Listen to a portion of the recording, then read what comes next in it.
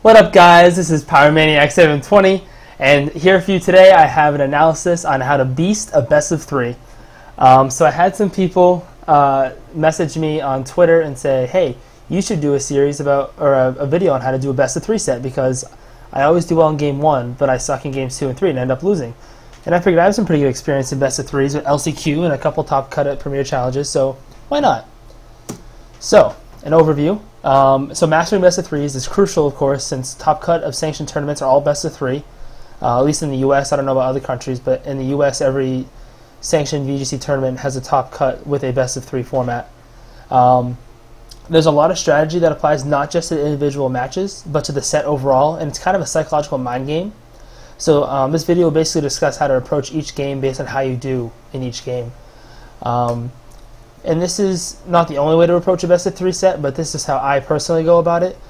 So what I was saying about strategy and mind games about the set in general is you have to know when to hide things. So in game 1, my strategy going in is don't reveal too much. So if your team has some cool strategy but it's not very obvious, try not to use it unless you absolutely have to, because if you use it in game 1, then it's not really surprising in game 2 or 3 and your opponent can kind of counter it.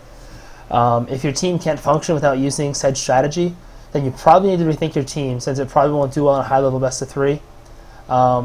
Good players will sniff out a strategy early, and they won't let you exploit it in games 2 or 3. So you really want to make sure your team can function without that strategy, just in case. If you do have 2 potential megas on a team, try not to bring either to game 1, because you want your opponent to kind of keep guessing which one's the mega, or maybe they're both the mega. So for example, if you have maybe a Lucario and a Tyranitar on your team, either of them could Mega Evolve. You could have the Mega Tyranitar Mega Evolving with a Follow Me Lucario, or the Mega Lucario could be your Mega with just like a Scarf Tyranitar. So if you don't bring either of them to game 1, then your opponent's left guessing game 2 what it could be. I used this strategy with Charizard. I never brought it to game 1, because then when I brought it to game 2, everyone assumed it was Y, and instead it was X. So I'd win game 1 without them knowing, and then game 2 I'd have the surprise factor, and then I'd win. For LCQ, I didn't bring Charizard to my first 5 rounds. And I didn't bring it to any of my first games at all, and it ended up working out really well for me, because in a couple games where I lost game 1, I gained a lot of momentum in game 2, revealing Mega Charizard there. If you do have a Pokemon like Lucario or Venusaur that can function outside of its Mega form, try not to Mega Evolve it if you can help it, because once again, it kind of keeps your opponent guessing. If they see that you brought Mega Lucario, or you brought a Lucario and didn't Mega Evolve it, they're going to assume it's not your Mega, so they're going to assume something else in your team is your Mega, and then you Mega Evolve it game 2, and they're just kind of thrown through a loop. If your team has an obvious strategy, like maybe you have like just a very simple con artist lead, try to do something weird to throw them off. Maybe don't bring it, because they'll think, maybe they're trying to throw me off, and then you can reveal the strategy in game 2 or 3, which can kind of really throw your opponent through a loop. So if you won game 2, pretty much try a similar approach to game 2 that you did in game 1. If you can hide your Mega for game 2, then you're still in pretty good shape, because even if you lose, now you're in game 3 with still a surprise factor on your side. And if you won game 1 without your Mega Pokemon, then you're probably in your opponent's head, because they're thinking, this guy just beat me without using his Mega Pokemon, so imagine what he can do to me if he does bring his Mega Pokemon. And it really kind of messes with your opponent's psyche. If you want, this is some people's strategy, I do this sometimes too. If you are confident that your opponent can't counter your team if you go all out, then feel free to do it, because it doesn't matter if you win it in game 2 or game 3. If you're confident that your opponent has no way to counter your main strategy, then just go for it. But it's always good to save at least one trick up your sleeve for game 3, just in case. And if you lost game 1, then whatever I say for game 3 in the next slide is, you should probably just apply that.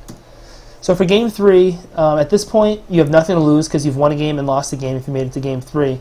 So you might as well pull out all the stops. Some people like to save something for the next round, but if you don't win, then you don't get to advance. Some people have the same strategy in sports. So in baseball,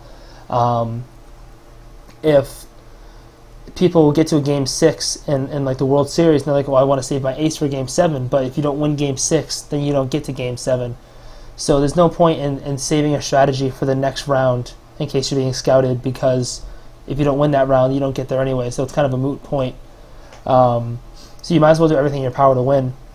Sometimes going back to your game 1 strategy, assuming you won game 1, works really well, because your opponent thinks that you won't go there again since you went there once. But if it ain't broke, don't fix it. Especially because, or another strategy you can do is lead the same Pokemon you led in game 1 and then do a totally different strategy, because your opponent might expect that because it worked for you in game 1, you're going to try it in game 3. So if you do the same leads, they're going to probably try and expect you to do the same thing, and then you end up not doing the same thing. It throws them off. They don't really know what to expect from you. So just keep in mind to make sure to take good notes is really key. Writing down how your opponent handles a situation in game 1 could help you figure out how they handle the same situation in game 3 or a similar situation. So maybe if you send in your Gardevoir and in game 1 they protected when you went to Moonblast it, in game 3 if you send in your Gardevoir they might protect again, so you can use that opportunity to target something else on the field while their Garchomp or Hydreigon protects. Writing down moves and items is really crucial too, because they might do something in game 1 that was kind of just like, wasn't really important, but if you write it down, that move could end up being a deciding factor game 3 if you remember that their Pokemon has it. For example, maybe a Talonflame using Quick Guard, maybe it was kind of pointless because it was at the end of the match and didn't really matter, but that could end up winning them the match in game 3 if you forget that they have Quick Guard. Don't make any judgments or generalizations about your opponent's team after game 1, because for all you know, they could be doing the same strategy you're doing and trying to hide their team. So you kind of don't want to form too much of an opinion, because then you'll end up playing to what you think their team is, which could end up in you losing because you kind of overjudge what you think they might do. Another thing I don't have written down here that is really important is hiding your items is also really important. So for example, if you have a Pokemon that's scarfed, kind of find ways to hide the scarf. Maybe behind Tailwind. If you have a scarf, your opponent won't realize that your Pokemon's scarfed because it's outspeeding their Pokemon anyway because of Tailwind. There are a few ways to handle scarf Pokemon. You just gotta. Just try not to. It's just the same thing with the Mega. You don't want to reveal it too early, just because you kind of lose that element of surprise the rest of the game. Especially if it's a Pokemon that isn't normally scarfed, like if you had a Scarf Dragonite or something. Or if you had a Weakness Policy Dragonite, don't reveal that item too early, because then your opponent won't hit you with a super effective move later in the match. And one more thing to keep in mind, this is kind of an example of hiding obvious strategies. If you have a team that has kind of a hidden Trick Room, I faced this in LCQ, don't use it game 1 and kind of wait for it for game 2 or 3. So I played a guy whose team didn't look Trick Room at all, and in game 1 he didn't play it like Trick Room at all. But then in game 2, he revealed the Trick Room, and it completely threw me off, and I had no idea it was coming, and ended up winning him game 2. So just make sure, like, that's kind of like hiding your not obvious strategies. And if your team can't function without that Trick Room, then you really need to think of a new team, or a team that can better work outside of that strategy. So that's all I got for you on how I handle best of 3 situations.